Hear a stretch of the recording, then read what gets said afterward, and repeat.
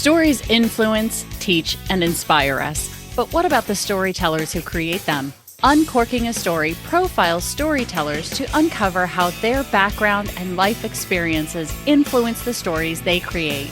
We learn what motivates them, their path to success, and what fuels them to keep creating. It all starts by asking one simple question: where does your story begin? Welcome to Uncorking a Story. Now here's your host, Mike Carlin.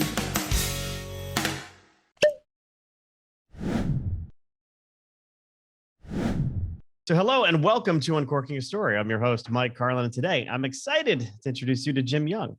Jim is on a personal mission to help men defeat burnout. He does this through his coaching business, where he is known as the Centered Coach, and will also be doing it through his forthcoming book entitled Expansive Intimacy: How Tough Guys Defeat Burnout.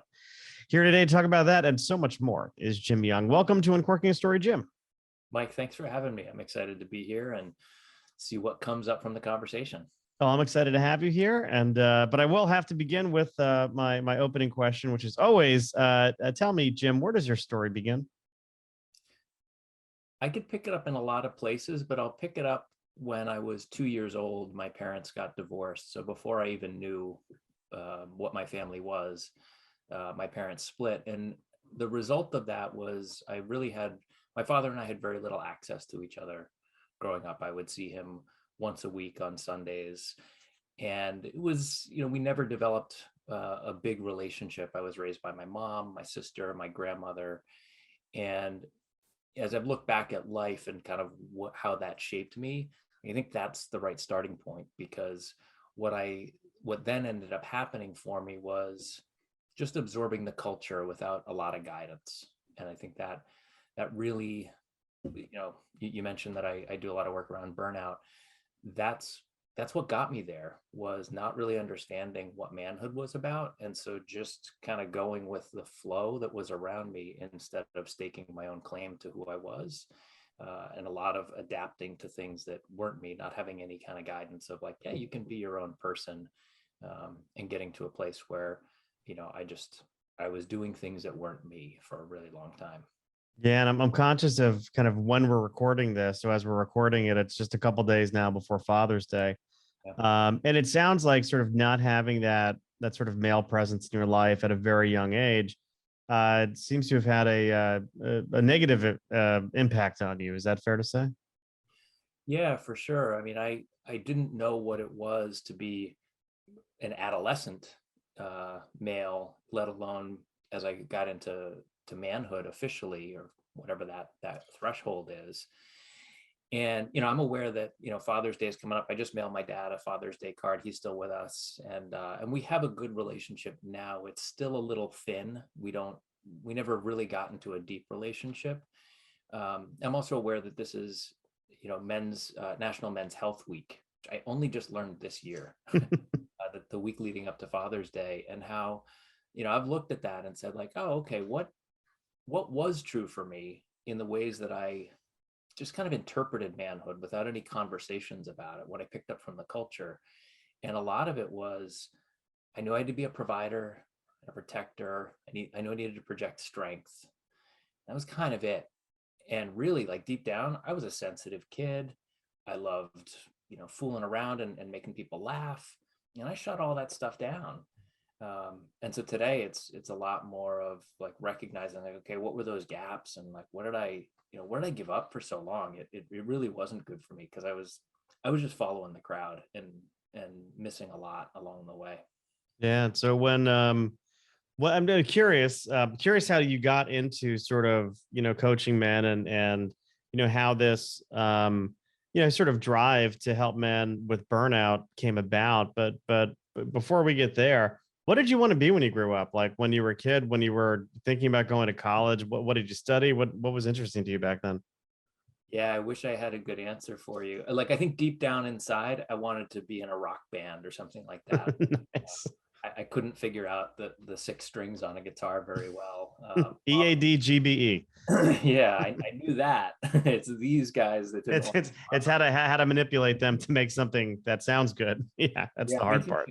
My mom was a really great guitarist and played in a all-female rock band in high school, and so that was an influence for me.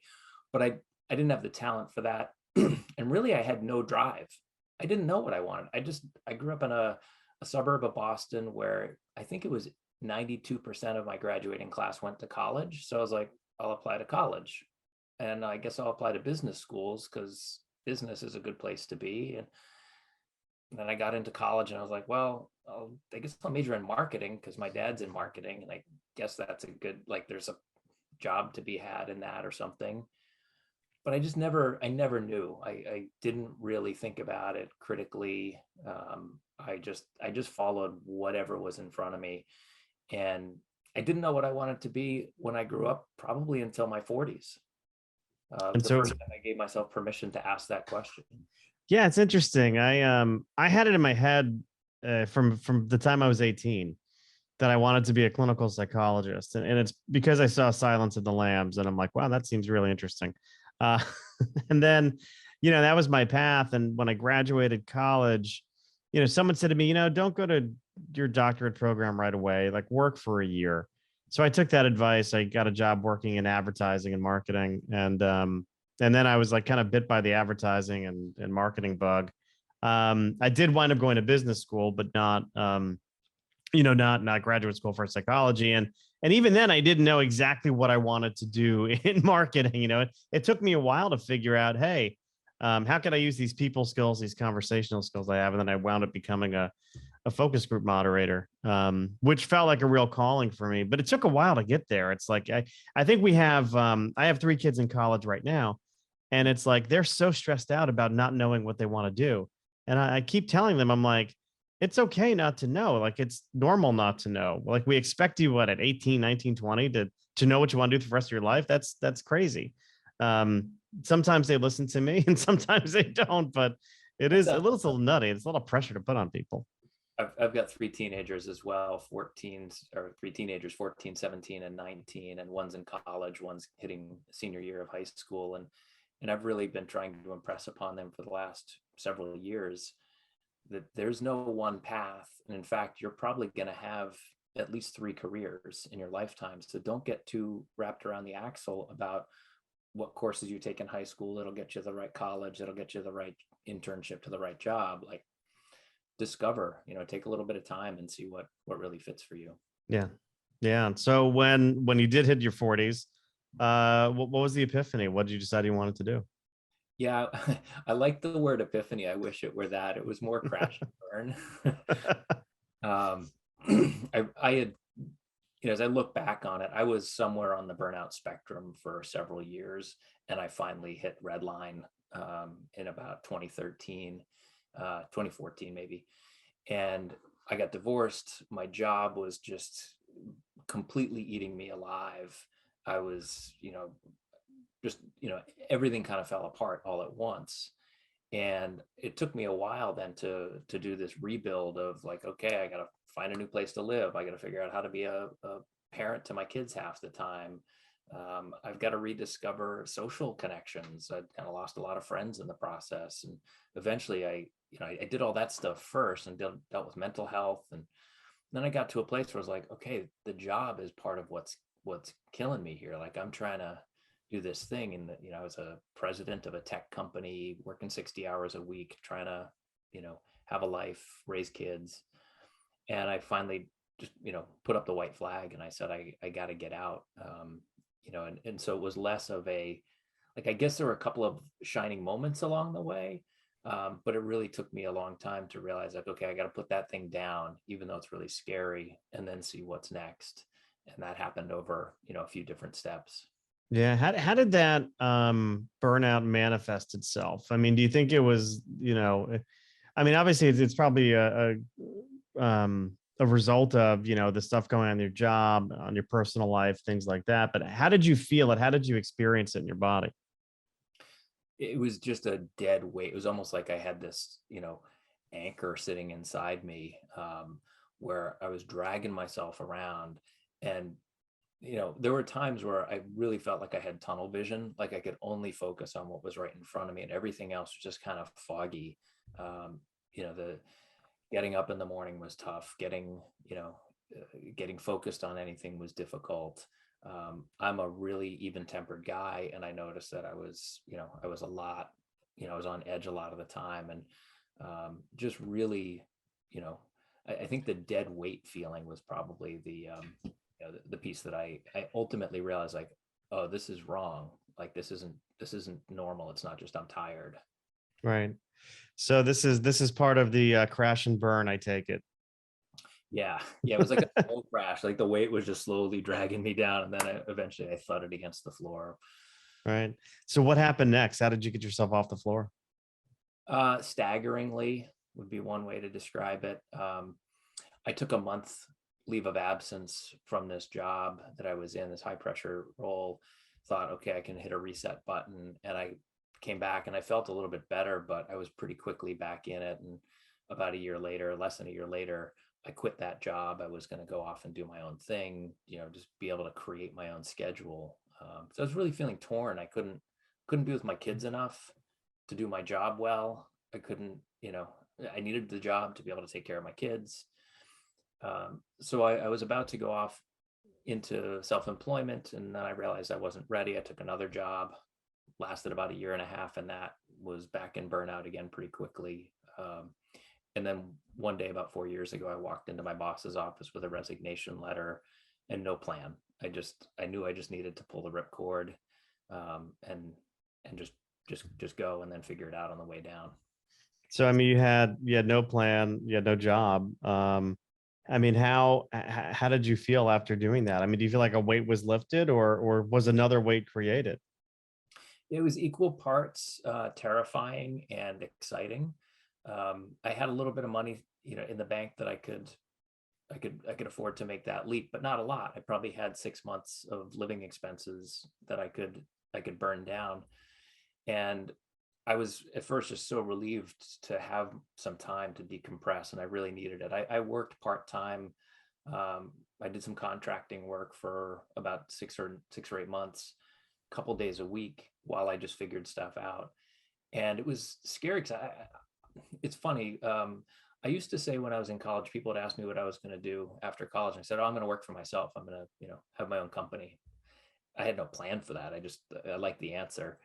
And when I finally got to that place in my, later 40s, I was excited, but also like, oh my God, there's so much to figure out. And so it was this, a little bit of terror. Like, am I ever going to be able to create a job that suits me? Am I going to be able to make the money I need to support my family and my retirement and all that? And like, oh my God, I get to do this work now.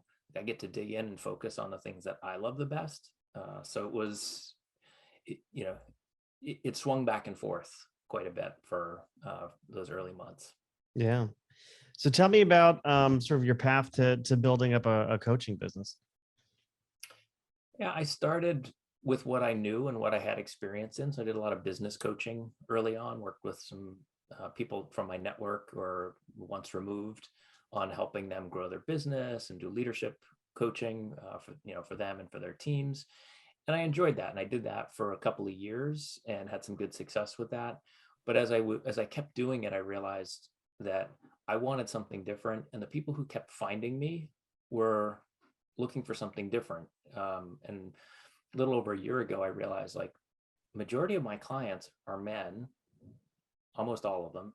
And most of them are executives or owners of businesses who are burned out. And I was like, oh, right, that's my person, because that's who I was. I think, in this field anyways, I think it's true in a lot of fields, like, you can be most helpful to people who are 2 steps removed from where you were, because you've gone through it. You have the empathy for what they're going through. You've got some lessons that you can share. So oftentimes that's who's finding me. And I just get, I found, like, oh, those are the rewarding clients. Those are the people that I just love working with. Yeah. So it's almost like you didn't find the market necessarily. The market kind of found you. Yeah. Yeah. Yeah. And I think the way that came about was I just started being myself finally. Like, I put down all the pretenses of what I thought it was to be a real man in the world, that I had to be tough. I had to, earn a certain salary. I'd have a certain status. Like, I put all that stuff away because it never really fit me.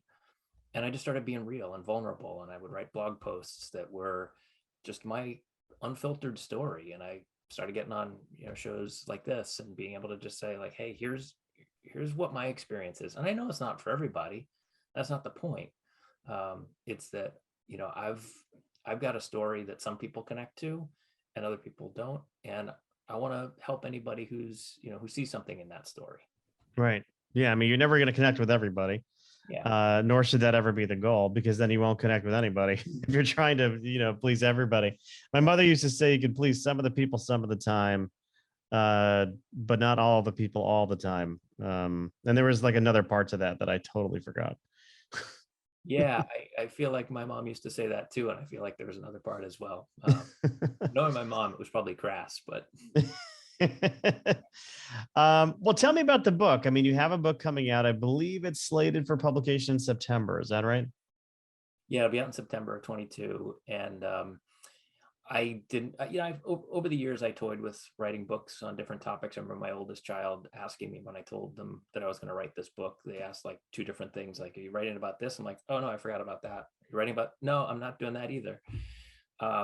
I really realized sometime last year, really, and this was like 7 years after I first hit burnout. I realized like, oh, I'm not burned out anymore. And I haven't been for a little while. And then what happened? And I was seeing a lot of stuff in the media. The zeitgeist had burnout floating to the top. And a lot of it was women talking about burnout and people talking about women's burnout, specific books targeted towards that or articles towards it. And I was like, well, where's the stuff for guys? There's general, there's women, but there's not a lot for men. And I know a lot of men are burning out. So I decided to write about it. And I looked at, what did I do? I kind of retraced the steps. I'm like, how did I get out of it? It wasn't a big bang moment. There was no epiphany for that either. And what I discovered along the way was the radical shift for me was I had started developing intimate relationships with a lot of people across a lot of areas of my life. And, that's where the title comes from. It's Expansive Intimacy, which is, speaks to across the entire landscape of our life, we can have intimate connection. There's obviously like the intimate romantic sexual connection that we usually think of with that word. And that's an important element. But there's so many others. You're a parent, you've got intimate connections with your kids, I presume, and with friends, with colleagues. There's all sorts of ways we can experience it, and across a lot of different ways that we can be intimate. So I really wanted to write about that. It's not a topic that a lot of guys, probably have heard.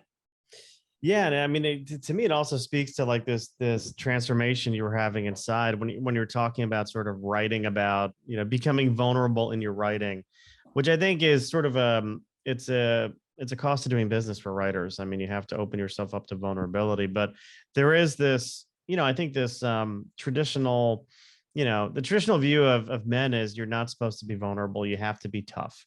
Yeah. You can't show emotion because then you're going to appear weak. Mm-hmm. And there's a lot of these like really, I mean, these notions have been, they've been in pop culture for years. And I know they are changing now, especially with like a war on like toxic masculinity, which I think is something different. Yeah. How did you go through that? I mean, how did you open yourself up to vulnerability? Because that certainly does take a risk. Yeah.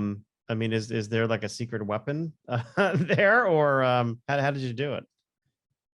Yeah, the secret weapon part of that question is interesting to me because as I went through starting to write the book, I was like, all right, I'm writing about burnout and expansive intimacy. And as I started going through it, I realized that there was this other piece of the book that had to be written. I honestly didn't really want to write it, but it just kept popping up, and it was shame.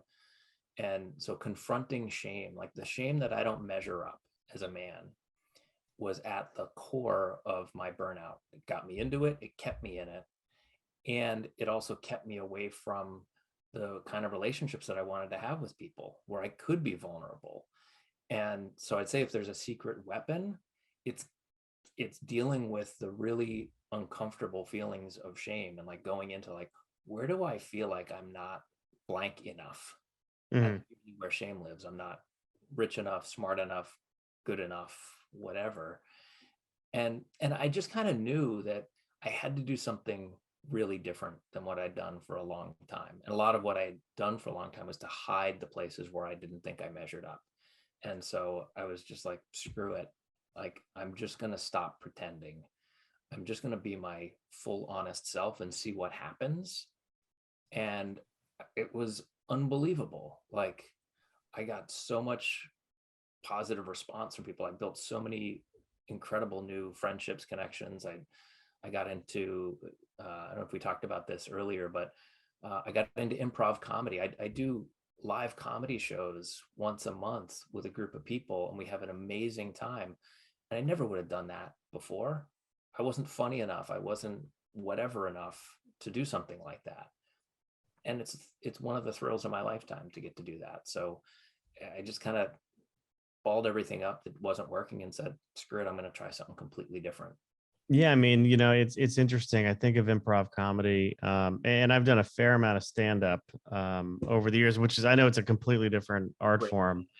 It's very different. I've done a little improv training too, but the one thing that I know from improv is, obviously collaboration, teamwork, yes, but also, making yourself vulnerable is a huge part of it, because there's obviously no script.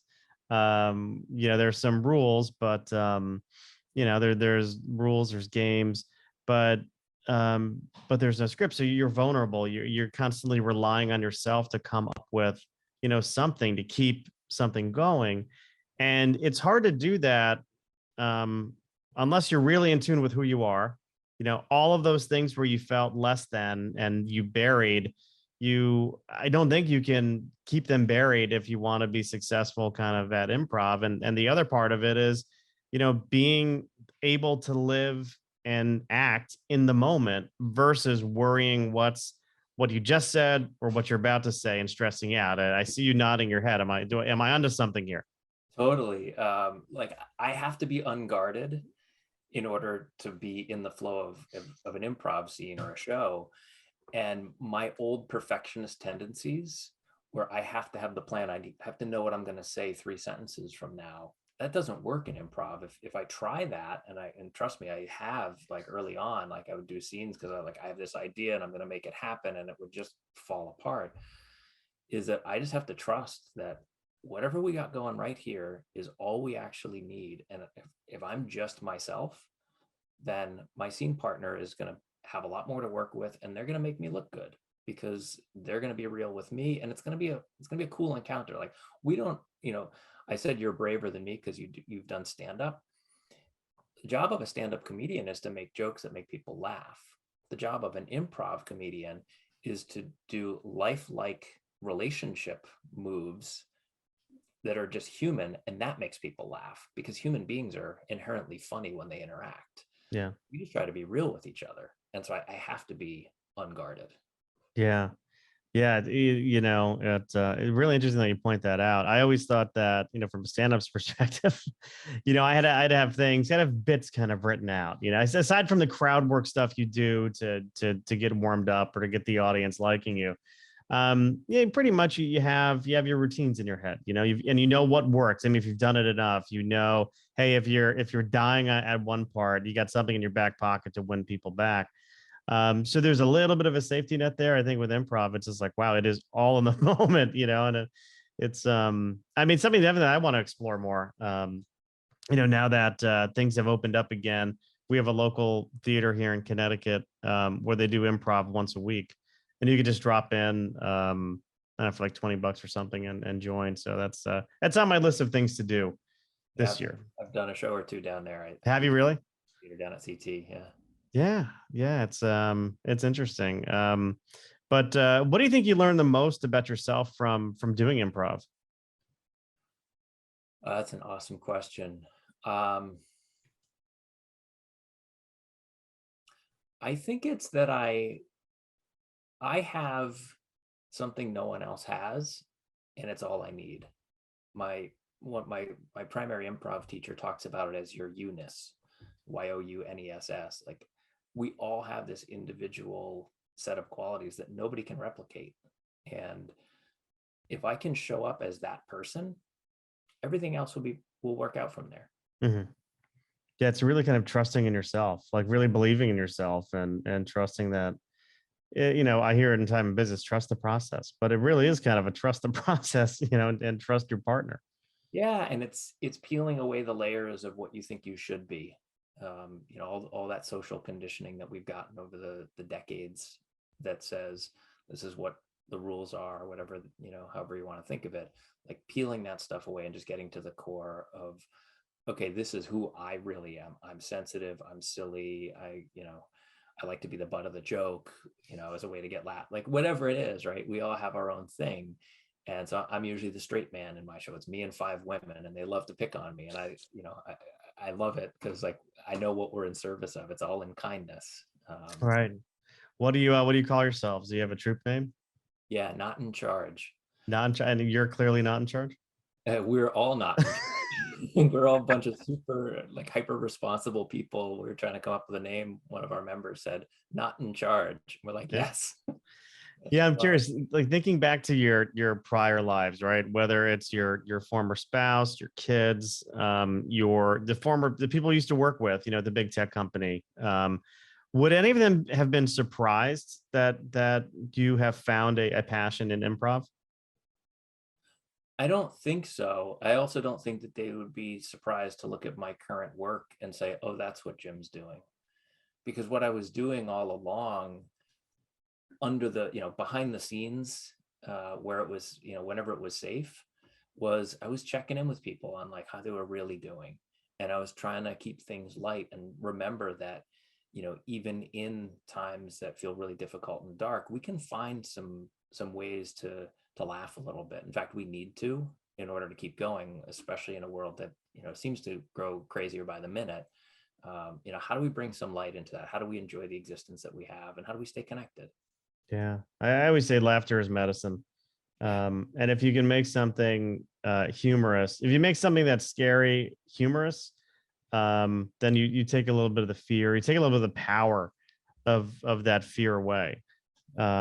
Which is why I tend to, when I write fiction, there's always a comedic element to it, because a lot of times the stories I come up with are rooted in some kind of fear, maybe some kind of insecurity. I'm trying to deal with some kind of like real issue, but through fictional writing, and the humor just kind of comes out, really as probably like a subconscious way of me just trying to have a little bit more control over my world, but B, also build a world that I'd want to live in. That's a little bit less scary than the world that we have. Yeah, as long as I can stay away from the sarcastic side of comedy, it's a really great coping strategy for me to use laughter. Yeah, the sarcasm is definitely something my wife, will say all the time. She hates it when I'm being sarcastic, or she can't tell when I'm being sarcastic. And, it is, for better or for worse, it's sarcasm is something I can speak very well. Yeah, and sometimes it's suitable for me, and oftentimes what I've discovered about myself is, because I've always had a good comedic lens on life, I've tended to use sarcasm as a veiled way of revealing my discontent or my anger, and just trying to be clean on that more and more, so that people can laugh with me and feel safe. Yeah. Well, I've got a few fun questions for us, and again, these are all under the spirit of getting to know you a little bit more, and I like to do that starting off with pop culture. So I'm curious, Jim, what were some of your favorite TV shows when you were growing up?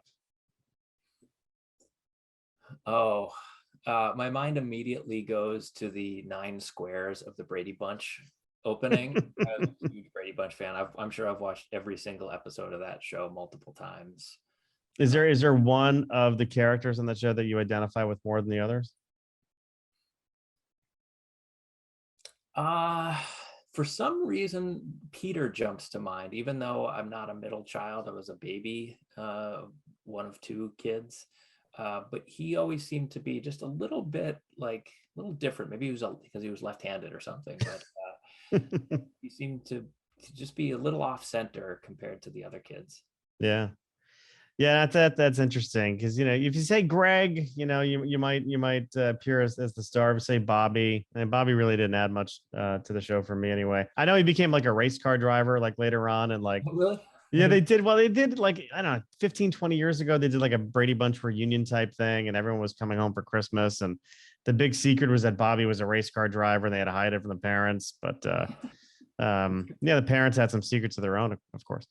But or Sam the Butcher. That would have been an interesting one, I think, if you said Sam the Butcher. I think I could have dug a little bit deeper on that.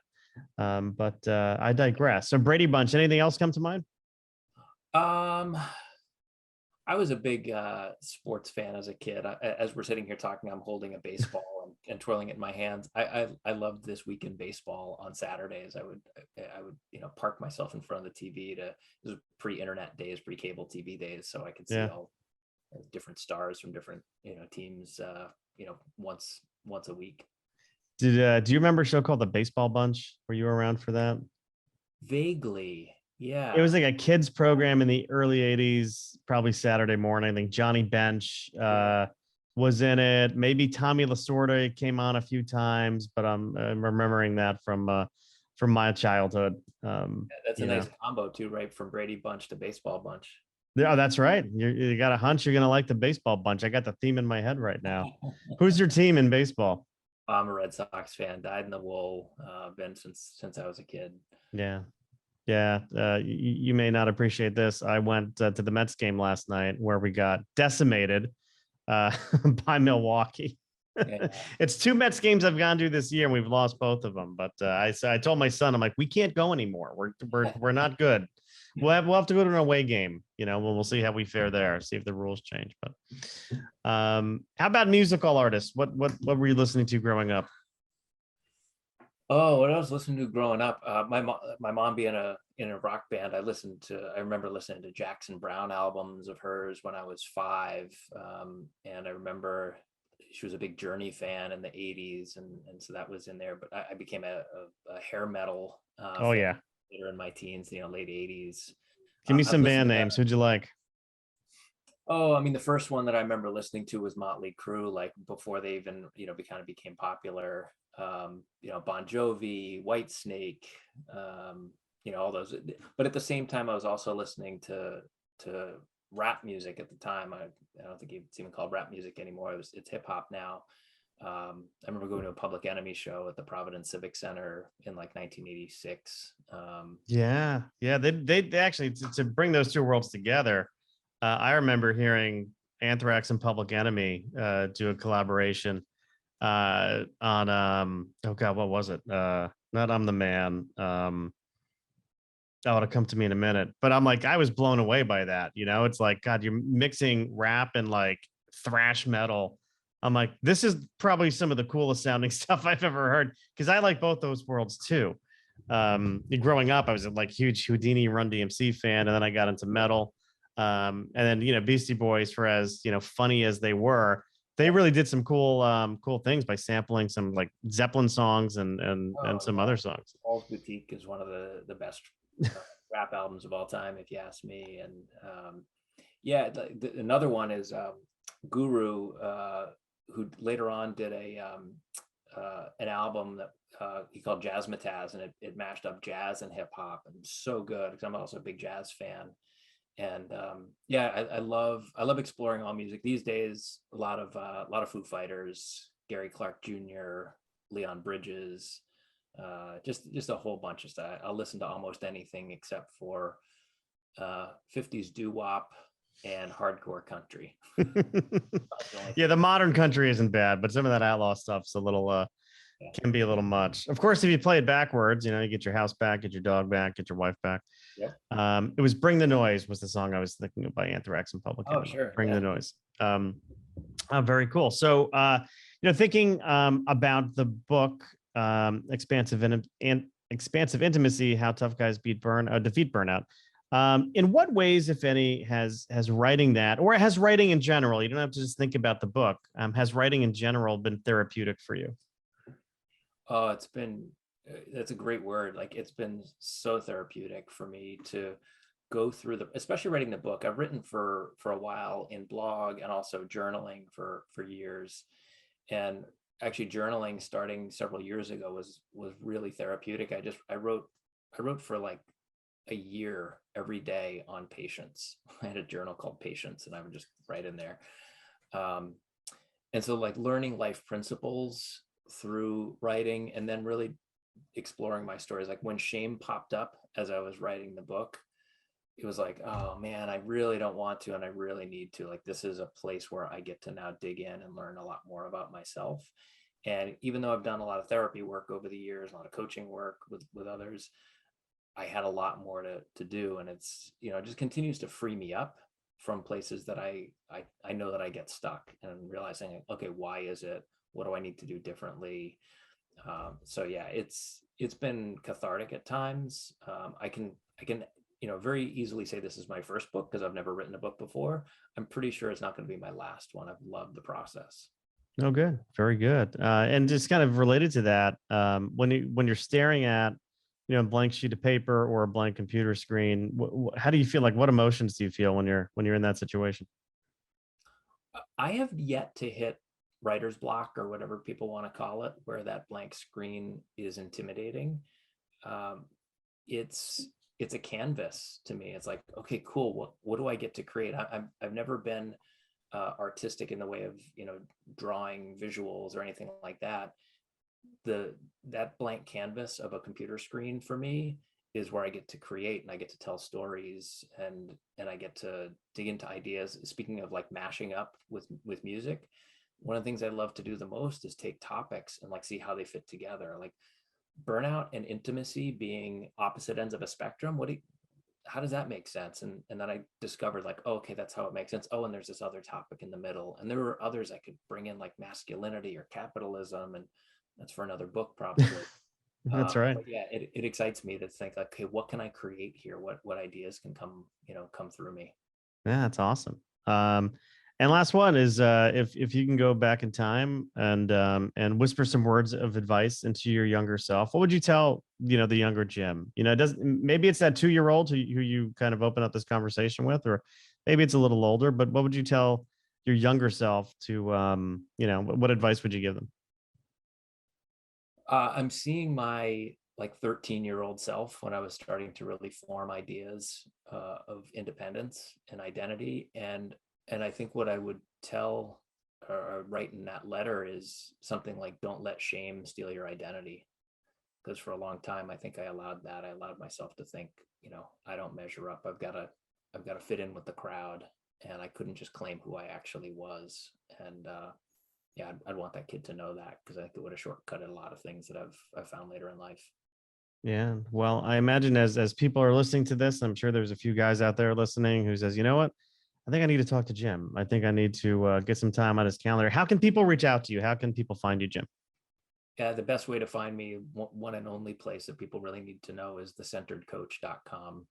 I don't do a lot of social media. I'm on LinkedIn under the same moniker, The Centered Coach, if you search for that there. But the website will get you to me for sure. Very cool.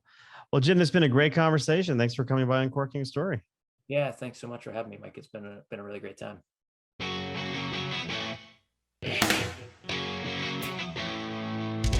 Thanks for listening to Uncorking a Story. If you'd like more information about today's guest, or to find out more about Mike, go to uncorkingastory.com. If you enjoyed the show, please subscribe, rate, and review us at Apple Podcasts, Spotify, or wherever you get your podcasts. Tune in every week to hear Mike Carlin uncork a new story.